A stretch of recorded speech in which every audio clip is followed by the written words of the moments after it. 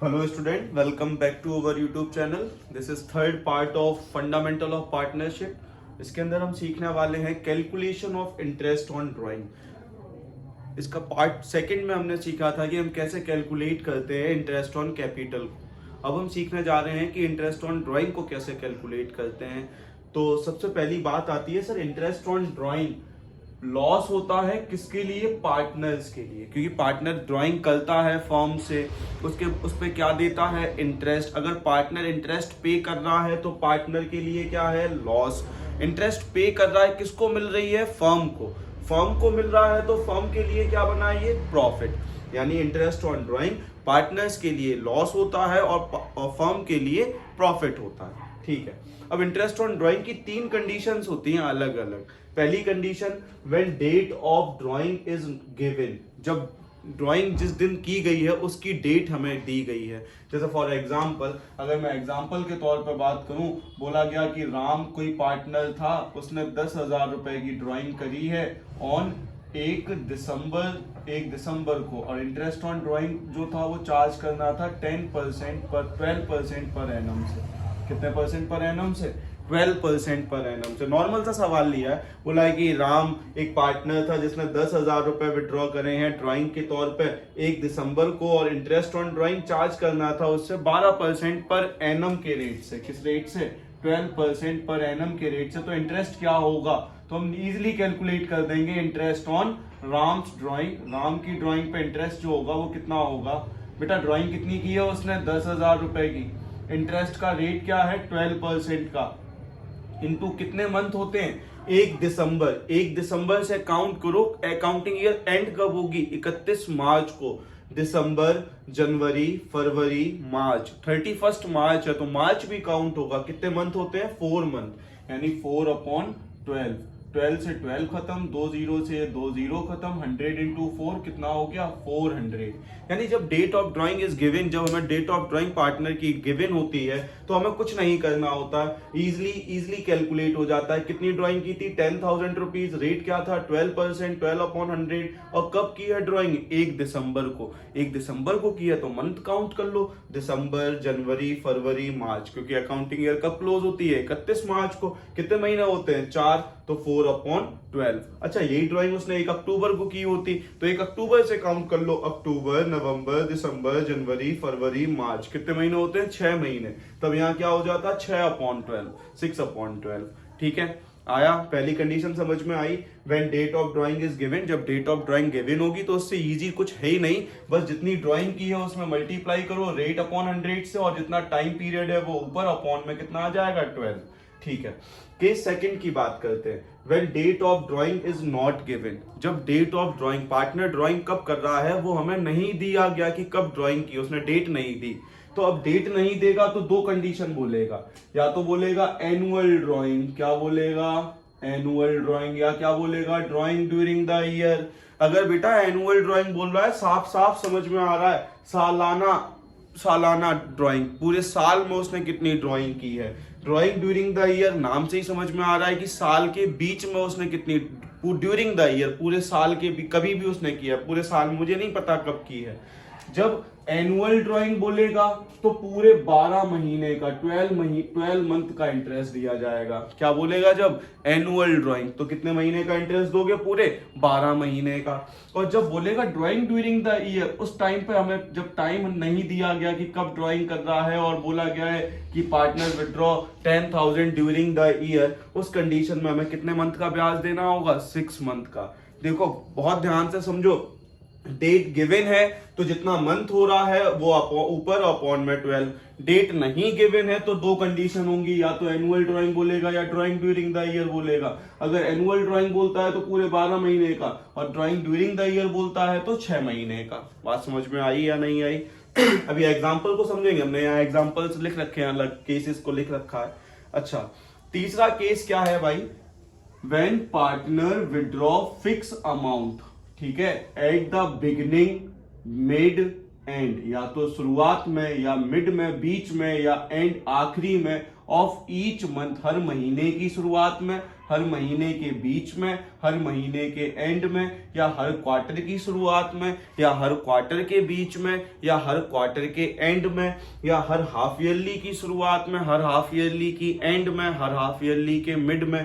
जब भी ऐसी कंडीशन आती है, जब बिगिनिंग, मिड या एंड आ जाए मंथ, क्वार्टर, हाफ ईयरली का, तो उस कंडीशन में मुझे क्या निकालना पड़ता है? Average time period. क्या निकालना पड़ता है? Average time period. और एवरेज टाइम पीरियड कैसे कैलकुलेट होता है? Month left after first drawing plus month left after last drawing whole upon में 2। एवरेज का पता ही है तुम्हें, औसत, कि पहली ड्राइंग करने के बाद जितने महीने रह गए हैं, month left after first drawing, पहली ड्राइंग जब की है उसके बाद जितने महीने रह गए हैं वो, प्लस आखिरी ड्राइंग जब की है वो, उसके बाद कितने मंथ रह गए हैं वो, अपॉन में 2।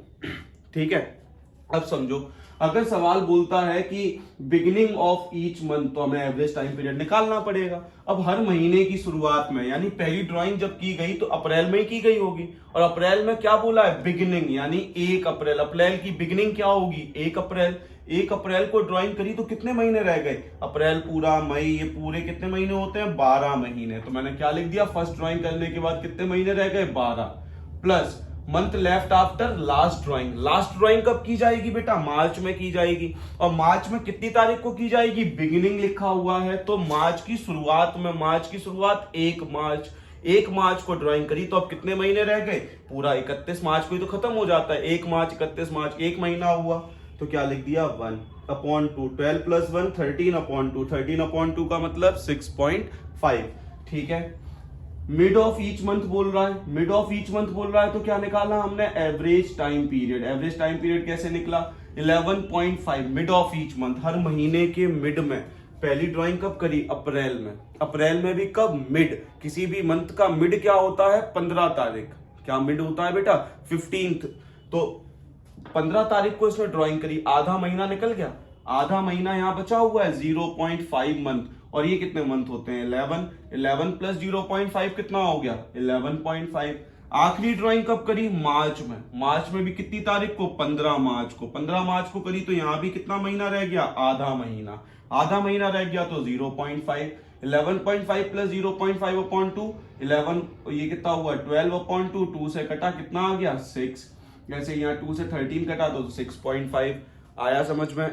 कुल मिला के जब भी बिगिनिंग, मिड, एंड बोलेगा मंथ का, क्वार्टर का या हाफ ईयरली का, तो मुझे क्या निकालना होगा? Average time period. और एवरेज टाइम पीरियड के लिए फॉर्मूला बता ही दिया, month left after first drawing plus month left after last drawing whole upon 2। ठीक है, बिगिनिंग वाली बात कर ली, मिड वाली बात कर ली। अब एंड ऑफ ईच मंथ की बात कर लेते हैं। हर महीने के लास्ट में, कब बोला उसने? हर महीने के लास्ट में। यानी पहली ड्राइंग कब करेगा? अप्रैल में। और कब करेगा? लास्ट में। तो अप्रैल का लास्ट कब होता है? 30 अप्रैल। तो क्या अप्रैल काउंट होगी? नहीं होगी। अप्रैल के बाद कितने महीने रह गए? 11 महीने। तो कितना लिख दिया मैंने? 11 महीने।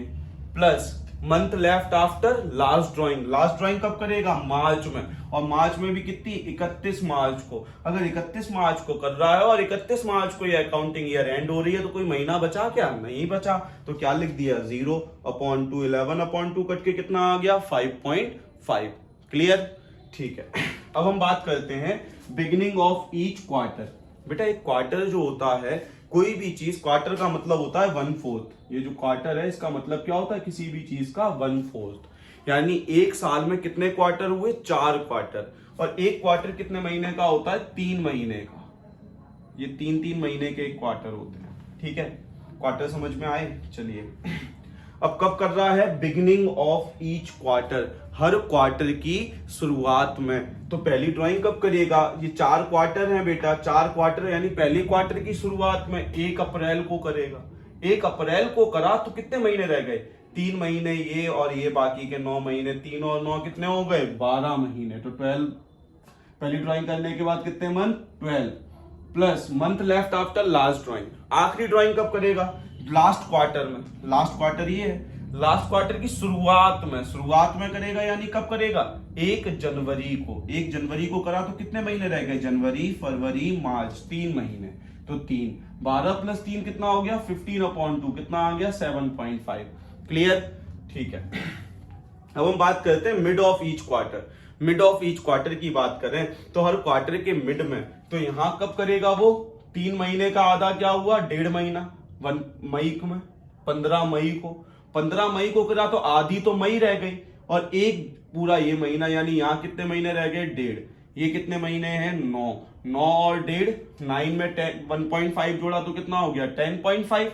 आखिरी ड्राइंग कब करेगा, इस क्वार्टर के मिड में यानी 15 फेब को, 15 फेब को किया तो आधा महीना ये, एक महीना ये, कितने महीने रह गए, 1.5 महीने, तो 1.5/2, 10.5 प्लस 1.5, 12/2, कितना आ गया, 6। फिर क्या बोला, and of each quarter, her quarter के एंड में, हर क्वार्टर के लास्ट में, तो बेटा फिर वही करना होगा, मैं एवरेज टाइम पीरियड निकालना होगा। ठीक है, पहली ड्राइंग कब करेगा वो, पहले क्वार्टर की लास्ट में, पहला क्वार्टर का लास्ट कब होगा, 30 जून को, कब होगा, 30 जून को। 30 जून को अगर आखिरी हुआ तो क्या यहाँ कुछ महीने बचे, नहीं बचे, 30 जून तो खत्म ही हो गई भाई, कितने महीने रह गए, 9, तो 9। आखिरी ड्राइंग इस क्वार्टर में करेगा, और कब करेगा, क्वार्टर की एंड को, यानी 31 मार्च को। 31 मार्च को करेगा तो कितने महीने रह गए, 0, तो 9/2 इक्वल टू 4.5। अब हाफ ईयरली की बात कर लेते हैं। हाफ ईयरली तो पता ही है, आधी साल कितने महीने की होगी, 6 महीने की, कहां तक, अप्रैल से सितंबर। ठीक है, आ रही है बात समझ में। चलिए, पहली हाफ ईयरली ये, दूसरी हाफ ईयरली ये। कह रहा था beginning of each half yearly, हर हाफ ईयरली की शुरुआत में, तो एवरेज टाइम पीरियड के लिए मंथ लेफ्ट आफ्टर निकालना होगा। पहली ड्राइंग कब करेगा, इस हाफ ईयरली की शुरुआत में, यानी 1 अप्रैल को। 1 अप्रैल को किया तो कितने महीने रह गए, पूरे 12 महीने, तो लिख दिया 12। आखिरी ड्राइंग कब करेगा, दूसरी हाफ ईयरली में। दूसरी हाफ ईयरली में कब, बिगिनिंग में, तो इस हाफ ईयरली के बिगिनिंग का मतलब 1 अक्टूबर। 1 अक्टूबर को करा तो कितने महीने रह गए, 6, तो 6 लिख दिया, 12 + 6 18/2, कट के कितना आ गया, 9। अब बात आती है mid of each half yearly, हर हाफ ईयरली के बीच में, हर हाफ ईयरली के बीच, यानी 6 महीने का आधा क्या हुआ, 3 महीना। 3 महीना यानी यहाँ खत्म हो गया। 1 जुलाई को ड्राइंग करी उसने, 1 जुलाई को ड्राइंग करी तो 3 ये रह गए, 6 महीने ये, 6 और 3 कितने हो गए, 9। आखिरी ड्राइंग कब करेगा, इस हाफ ईयरली के मिड में। मिड कहाँ होगा, दिसंबर को, 31 दिसंबर को। 31 दिसंबर तो काउंट होगी नहीं, कितने महीने हो गए, 3, तो 3, 12/2 इक्वल टू 6। अच्छा, end of each half yearly, हर हाफ ईयरली के एंड में, तो पहली ड्राइंग इस हाफ ईयरली के एंड में करेगा, यानी 30 सितंबर को करा। 30 सितंबर को करा तो कितने महीने रह गए, 6 महीने, तो 6 महीने। आखिरी ड्राइंग कब करेगा, इस हाफ ईयरली में, एंड में करेगा तो 31 मार्च को। 31 मार्च को किया तो कुछ महीना बचा क्या, नहीं बचा, तो क्या लिख दिया, 0। 6 + 0/2, तो 6/2 इक्वल टू 3, काटने पे। बात समझ में आ रही है, कोई दिक्कत है, आया, एवरेज टाइम पीरियड समझ में आया कैसे निकलेगा, मिड हो, एंड हो, बिगनिंग हो, कुछ भी हो, कैसे निकलेगा, month left after first drawing plus month left after last drawing whole upon 2। MCQ में बन जाते हैं ऐसे सवाल। क्लियर, आया। चलिए आगे बढ़ते हैं अब।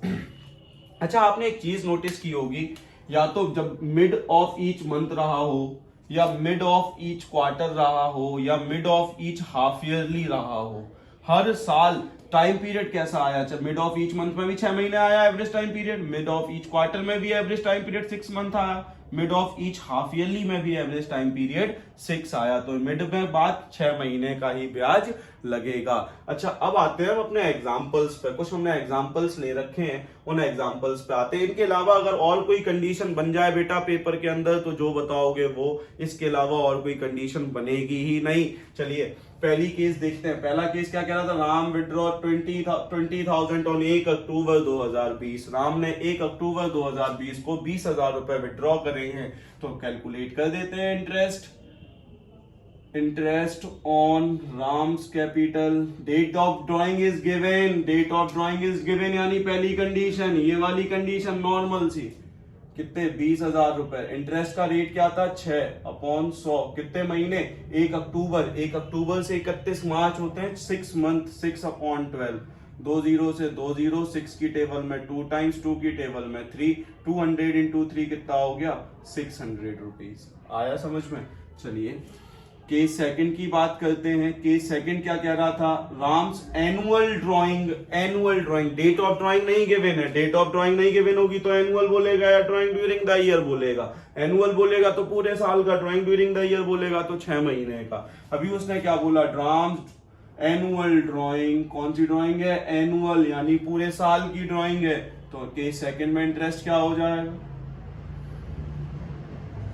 30,000 इंटू रेट क्या है 6/100, और एनुअल ड्राइंग है तो पूरी 12/12 पूरे साल का। 12/12 करोगे कोई इफेक्ट पड़ेगा क्या, नहीं पड़ेगा, तो नहीं करते हैं 12/12 पूरे साल के लिए। 12/12 नहीं लिखते क्योंकि 12 से 12 तो कट ही जाएगा भाई।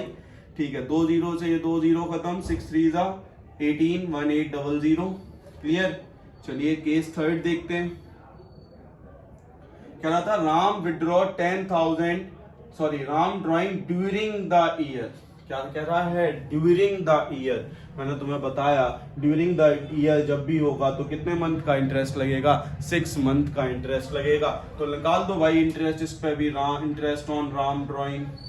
कितनी ड्राइंग की है, 20,000। क्या रेट है, 6/100। कितने मंथ, ड्यूरिंग द ईयर बोला है तो 6 महीने, 6/12। 6 से ये 2 टाइम्स खत्म, 2 से ये 3 टाइम्स, 2 0 से 2 0, 200 इंटू 3 कितना हो गया, 600। आया समझ में। चलिए केस फोर्थ की बात करते हैं। केस फोर्थ क्या कह रहा था हमसे, केस फोर्थ कह रहा था, Ram withdraw 1000 at the beginning of each month. Beginning of each month यानी ये वाली कंडीशन हो गई। बिगिनिंग ऑफ ईच मंथ में क्या टाइम पीरियड निकला था, 6.5 निकालना सीखा था अभी। ठीक है, तो अब केस फोर्थ में अगर बात करूं तो सबसे पहला काम है मेरा एनुअल ड्राइंग निकालने का। क्या निकालने का, एनुअल ड्राइंग। एनुअल ड्राइंग कैसे निकलेगी, कितनी ड्राइंग की है उसने, हर महीने की शुरुआत में 1000 रुपए। 1000 इंटू कितने महीने होते हैं बेटा, 12 महीने। हर मंथ बोला है ना, बिगिनिंग ऑफ ईच मंथ, कितने मंथ होते हैं, 12। तो इंटू 12 क्या हो गया, 12,000। इंटरेस्ट कैसे कैलकुलेट होगा, इंटरेस्ट ऑन ड्राइंग 12,000 तो ड्राइंग है इसकी, रेट है 6% का। एवरेज टाइम पीरियड निकाला जाता है ऐसी कंडीशन में, मैं पहले ही निकाल चुका हूं। Average time period beginning of each month में कितना आता है, 6.5। तो 6.5/12। पॉइंट हटा, नीचे क्या आ गया, 0। 3 0 से ये 3 0 खत्म, 12 से ये 12 खत्म, क्या बचा, 6 इंटू 65। 6 5 30, कैरी 3, 6 6 36 और 3 39, 309 की। क्लियर हुई बात। चलिए केस फिफ्थ की बात करते हैं। केस फिफ्थ क्या कह रहा है, केस फिफ्थ कह रहा था हमसे, Ram withdraw 1000 at the mid of each month. हर महीने के मिड में, हर महीने के मिड में बेटा, हर महीने के मिड क्या बताया, एवरेज टाइम पीरियड, हर महीने का मिड, सॉरी कितना था टाइम पीरियड, 6। टाइम पीरियड निकालना पड़ेगा, जब भी ऐसा सवाल आएगा निकालना पड़ेगा, हमने पहले ही निकाल लिया है। चलिए तो वही काम है, क्या निकालोगे, एनुअल ड्राइंग 1000 इंटू 12, क्योंकि 12 मंथ होते हैं तो 12,000 हुआ। इंटरेस्ट क्या बना, 12,000 into 6/100 into average time period mid of each month का क्या था, 6। तो 6/12, 6 की टेबल में 2, 2 की टेबल में 3, 2 0 से 2 0, 12 3 36, 360। आ रही है बात समझ में। चलिए केस सिक्स्थ की बात करते हैं। केस सिक्स्थ क्या कह रहा है, Ram withdraw 1000 at the end of each month. Ram 1000 रुपए हर मंथ के एंड में विड्रॉ करता है, हर मंथ के एंड में विड्रॉ करता है, तो एवरेज टाइम पीरियड 5.5। ठीक है, एनुअल ड्राइंग यही रहेगी 12,000, हर महीना है, एनुअल निकालना पड़ेगा, एनुअल ड्राइंग के लिए 12 से मल्टीप्लाई, तो ये हो गया। इंटरेस्ट ऑन ड्राइंग क्या हो जाएगा, 12,000 इंटू 6/100, कितना टाइम पीरियड, 5.5, तो 5.5/12। पॉइंट हटाया, नीचे 0, 3 0 से 3 0 खत्म, 12 से 12 खत्म, क्या रह गया, 6 इंटू 55, 5 6 30, 5 6 30 और 3 330। क्लियर, आया समझ में। चलिए केस सेवंथ पे आते हैं। केस सेवंथ कह रहा था, Ram withdraw 3000 at the beginning, mid, and. मैंने एक ही साथ बुला दिया, इसको अलग अलग केस करते तो क्या मतलब था, मैंने एक ही साथ लिख दिया है कि राम 3000 रुपए बिगिनिंग में भी करता है, मिड में भी करता है, एंड, मतलब इन तीनों में से कोई एक ही कंडीशन तो होगी भाई। ठीक है, ऑफ ईच क्वार्टर, तो यहां भी मुझे एवरेज टाइम पीरियड मैंने तुम्हें सिखाई दिया कैसे निकलता है। ठीक है, अब यहां भी बेटा एनुअल ड्राइंग निकालनी पड़ती है। क्या निकालनी पड़ती है, एनुअल ड्राइंग। एनुअल ड्राइंग कैसे मिलेगी? कितना विड्रॉ करता है? 3000 रुपए हर क्वार्टर में। बेटा यहाँ हर मंथ था तो मैंने 12 मंथ से डिवाइड किया था। यहाँ हर क्वार्टर है तो एक साल में कितने क्वार्टर होते हैं? 4। अभी मैंने तुम्हें समझाया 1 2 3 4 4 क्वार्टर ही तो होते हैं, तो 4 ही बार तो ड्राइंग करेगा। तो इस कंडीशन में इंटू 4 यानी 12000। एवरेज टाइम पीरियड तुम्हारे पास है ही, हर बिगनिंग में 7.5 अपॉन 12 इंटू 6 अपॉन 100 करके कैलकुलेट हो जाएगा। इनका आप आंसर बताएंगे मुझे इन तीनों का कमेंट बॉक्स में, ठीक है। लास्ट केस पे आते हैं। Ram withdraw 3000 at the beginning made and of each half yearly. यहाँ हर हाफ ईयरली में विड्रॉ करते हैं। टाइम पीरियड का बात पता ही है तो मैं कैसे करोगे, ठीक है। यहाँ भी एनुअल ड्राइंग निकालनी पड़ती है। एनुअल ड्राइंग कैसे निकलती है बेटा? यहाँ बात समझो बहुत ध्यान से। मंथ था, कितने मंथ होते हैं? 12, तो 12 से मल्टीप्लाई। क्वार्टर था तो कितने क्वार्टर होते हैं? 4, तो 4 से मल्टीप्लाई। हाफ ईयरली है तो कितनी हाफ ईयरली होती हैं? 2, तो किससे मल्टीप्लाई होगा? 2 से। 3000 रुपए हर हाफ ईयरली में कर रहा था तो 3000 इंटू कितनी हाफ ईयरली होती है? 2, तो 6000 रुपए। आया समझ में क्या? अगर समझ में आया है तो आप इसका पॉज करके स्क्रीनशॉट लीजिए। अब हम बात करते हैं थर्ड पॉइंट की, जिसमें हमने क्या सीखना है? Calculation of salary and commission. हम यहाँ क्या सीखेंगे? अभी तक हमने 2 चीज़ें सीख ली हैं, calculation of interest and on capital and calculation of interest on drawing, ठीक है। अब हम क्या सीखने जा रहे हैं कि कैसे हम सैलरी और कमीशन की कैलकुलेशन करेंगे। अब देखो सैलरी के लिए तो नॉर्मल सी बात है भाई। सैलरी के लिए या तो बोलेगा कि मंथली सैलरी है, या बोलेगा क्वार्टरली सैलरी है, या बोलेगा एनुअल सैलरी है। मुझे इनसे मतलब नहीं है, मुझे किससे मतलब है? एनुअल सैलरी से। किससे मतलब है? एनुअल सैलरी से। जैसे उसने बोला कि राम गेट ₹500 पर मंथ एज सैलरी, तो मुझे 500 से मतलब नहीं है। मुझे क्या चाहिए? एनुअल सैलरी चाहिए, पर मंथ की सैलरी नहीं चाहिए। मुझे क्या चाहिए? Annual salary. तो यहां से एनुअल सैलरी क्या बनेगी? 500 रुपए पर मंथ देने थे। टोटल 12 महीने होते हैं, 12 पंजे 60 होते हैं, तो 6000 रुपए। यानी इसकी एनुअल जो सैलरी हुई वो कितने रुपए हुई? 6000 रुपए। बात समझ में आ रही है? अच्छा, यहाँ 12 से ही क्यों मल्टीप्लाई किया गया? क्योंकि मंथली सैलरी थी। एक साल में कितने मंथ होते हैं? 12, इसलिए 12 से मल्टीप्लाई हुआ। अच्छा, यही अगर सवाल बोलता है, ऐसा बोलता है कि Ram get ₹1000 per month as per quarter as salary. Ram को 1000 रुपए पर क्वार्टर मिल रहे हैं एज अ सैलरी। अच्छा, तो यहां भी मुझे क्या चाहिए? Annual salary. एनुअल सैलरी क्या होगी भाई? कितने रुपए मिल रहे हैं हर क्वार्टर में? 1000 रुपए। और कितने क्वार्टर होते हैं साल में? अभी पर पढ़ाया था इससे पहले। क्वार्टर कितने होते हैं एक साल में? 4 क्वार्टर होते हैं, तो इंटू 4 हो जाएगा, तो कितना आ जाएगा? 4000 रुपए। अच्छा, यही अगर मैं बोल दूं कि राम गेट ₹6000 पर हाफ ईयरली एज सैलरी, ठीक है।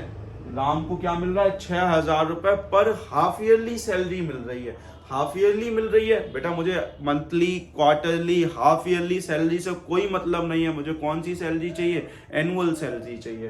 तो मंथली होगी तो 12 से मल्टीप्लाई कर देंगे, क्वार्टरली होगी तो 4 से मल्टीप्लाई कर देंगे। क्यों कर देंगे? क्योंकि भाई 12 महीने होते हैं इसलिए 12 से किया, 4 क्वार्टर होते हैं तो 4 से किया। अभी हाफ ईयरली वाली बात आई है तो कितनी हाफ ईयरली होती है? 2, तो किससे मल्टीप्लाई करोगे? 2। एनुअल सैलरी के लिए 6000 इंटू 2 यानी 6 दूनी 12000 रुपए। इसकी एनुअल सैलरी कितनी बनी? 12000 रुपीज। चलिए, तो सैलरी से रिलेटेड चीजें समझ में आई। अब हम बात करते हैं कमीशन से रिलेटेड चीजों की। तो कमीशन, बेटा कमीशन जो होता है वो 2 कंडीशंस पे दिया जाता है। या तो बोलेगा question after charging his commission, ठीक है। क्या बोलेगा कि Ram gate a commission of 10% of net profit after charging his commission. उसके कमीशन को चार्ज करने के बाद, आफ्टर चार्जिंग अगर कहीं वर्ड दिख गया कमीशन में, तो बेटा उसमें कैसे निकलेगा? Net profit into rate upon 100 plus rate, ठीक है। अगर आफ्टर चार्जिंग इस कमीशन बोला है तो नेट प्रॉफिट में किससे मल्टीप्लाई करो? रेट से। अपॉन में क्या कर दो? 100 प्लस रेट, ठीक है, बिफोर चार्जिंग बोला है या कुछ नहीं बोला है, केवल ये बोला कि Ram gate a commission of 10% of net profit, तो वो ये वाली कंडीशन है। ठीक है, इतना बोला है तो अभी ये कंडीशन, और ये बोला कि Ram gate a commission of 10% before charging is commission, तो अभी ये कंडीशन है। जब बिफोर चार्जिंग होगा कोई दिक्कत नहीं है, normal net profit into rate upon 100।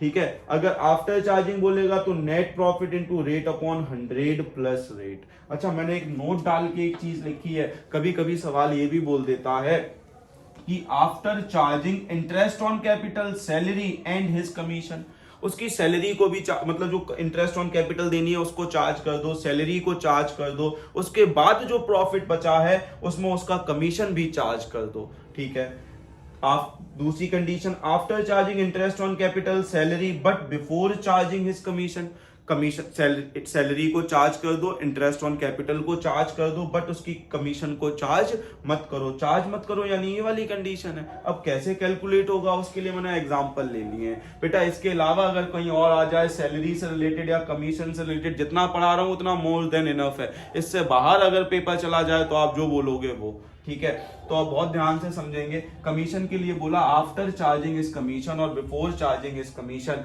After वाले में याद रखेंगे, जब भी आफ्टर चार्जिंग बोलेगा तो क्या होगा, net profit into rate upon 100 plus rate. जब नहीं बोलेगा आफ्टर चार्जिंग तो नॉर्मल है, net profit into rate upon 100। ठीक है, अब एग्जांपल्स पे आते हैं।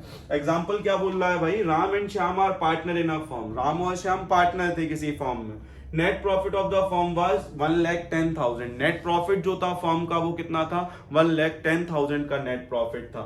ठीक है, आगे कंडीशंस बोली गई, Ram gate a commission of 10% of net profit after charging. क्या वर्ड दिख गया, आफ्टर चार्जिंग। जैसे ही आफ्टर चार्जिंग दिखा मुझे समझ में आ गया रेट अपॉन 100 प्लस रेट होने वाला है। ठीक है, तो मैंने लिखा राम का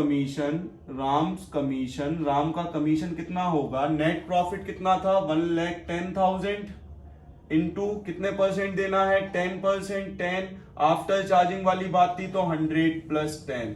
बेटा ये कितना हो जाएगा, 1,10,000 इंटू 10 अपॉन 110, 0 से 0 खत्म, 11 से ये 10,000 टाइम खत्म, तो 10,000 बन जा 10,000। इसका कमीशन कितना हुआ, 10,000 रुपए।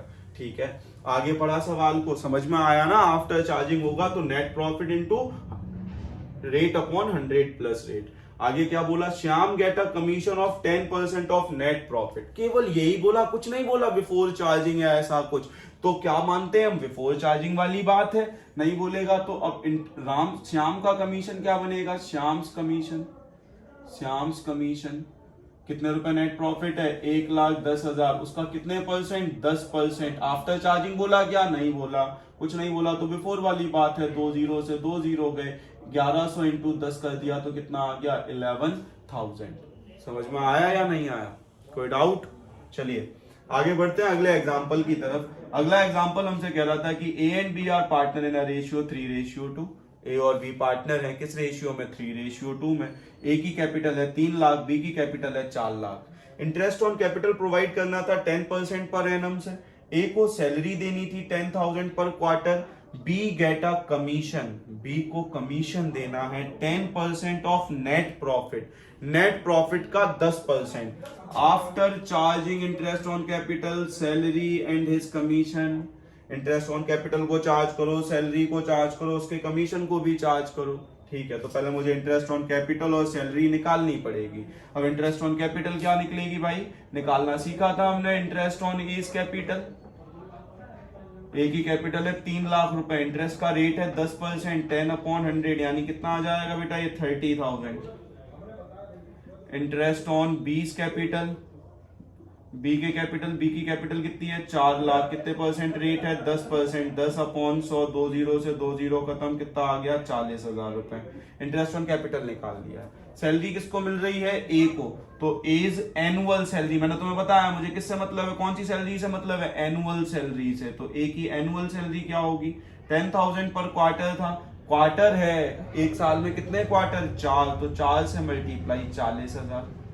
ठीक है, मैंने इंटरेस्ट ऑन कैपिटल निकाल ली, सैलरी निकाल ली। अब कमीशन वाली बात आएगी, तो कमीशन किसको मिल रहा था, बी को, तो बीस कमीशन इज इक्वल टू क्या बोला, नेट प्रॉफिट आफ्टर चार्जिंग, तो नेट प्रॉफिट में से क्या चार्ज करो, इंटरेस्ट ऑन कैपिटल माइनस कर दो, सैलरी भी चार्ज करनी थी तो सैलरी को भी माइनस कर दो, and his commission, commission after charging his commission है तो क्या हो गया, रेट अपॉन 100 प्लस रेट। ठीक है, नेट प्रॉफिट कितना था, 2 लाख, 2 लाख में से इंटरेस्ट ऑन कैपिटल कितनी बनी, 30 और 40 70, माइनस सैलरी कितनी बनी 40,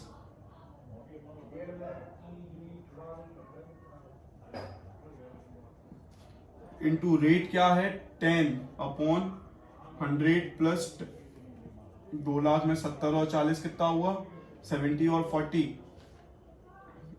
110 गया, 2 लाख में से कितना बचा 90,000 इंटू 10 अपॉन 110, 0 से 0 खत्म, अब 11 से इसको काट दो, 90,000 अपॉन 11 तो 11 8 जा 88, 2 बचा 20 हो गया, फिर 11 2 जा 22, फिर 8 बचा, 11 8 जा, फिर 2 जा 0.82 एंड सो ऑन चलता रहेगा। पेपर में ऐसा नहीं आता, पेपर में जो आता है वो कैंसिल आउट हो जाता है इजीली।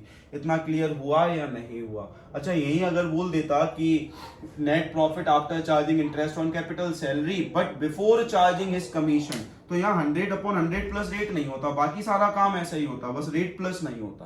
क्लियर? चलिए पॉज करके इसका स्क्रीनशॉट लीजिए, इसके बाद हम आते हैं अपने पी एंड एल एप्रोप्रिएशन के ऊपर कि पी एंड एल एप्रोप्रिएशन को कैसे सॉल्व किया जाता है। Thank you class.